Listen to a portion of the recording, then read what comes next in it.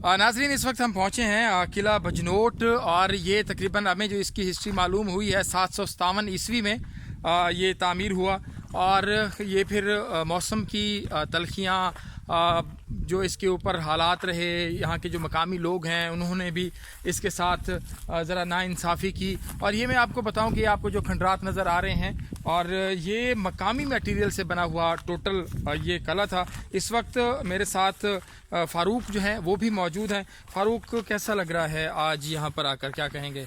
लगने को तो अतर भाई बहुत अच्छा लग रहा है। खासतौर पे हमारे जैसे लोगों को तो तारीखी मकामात देख के बहुत खुशी होती है। तो अभी जिस तरह आपने बताया कि तकरीबन 1400 साल पुराना ये किला है और इसको राजा वंझा ने बनाया था।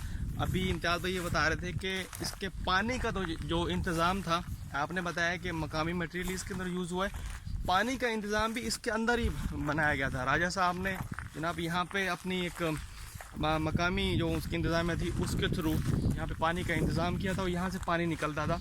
और अभी यहाँ के हालात देखें, बहुत ज़्यादा तकरीबन ख़त्म हो चुका है। तकरीबन जी ख़त्म हो चुका है, बिल्कुल ऐसे जैसे ये आप इस वक्त देख रहे हैं। इसके सिर्फ चंद आसार जो हैं वो बाकी रह गए हैं।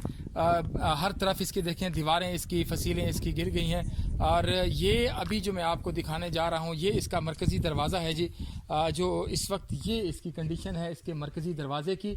इसके जो कुंड भी बनाए गए हैं पानी को और स्टोर करने के हवाले से यहाँ पर, तो बहुत टेक्निक के साथ ये किला बनाया गया। और इस तरह के बहुत सारे किले यहाँ पर मौजूद हैं, लेकिन अफसोस की बात यह है कि इनको प्रिजर्व नहीं किया गया हुकूमत की जानिब से। हुकूमतों का काम होता है, रियासतों का काम होता है कि इस तरह की खूबसूरत चीज़ों को 757 ईस्वी में इसको तामीर जो है वो किया गया। लेकिन अब इसकी सूरत हाल ये है कि ये अपनी आखिरी सांसें ले रहा है और इसके जो फसीलें हैं, इसके जो ठुल हैं, इसके जो पिलर्स हैं, वो यहाँ पर बिल्कुल ज़मीन बोस हो गए हैं।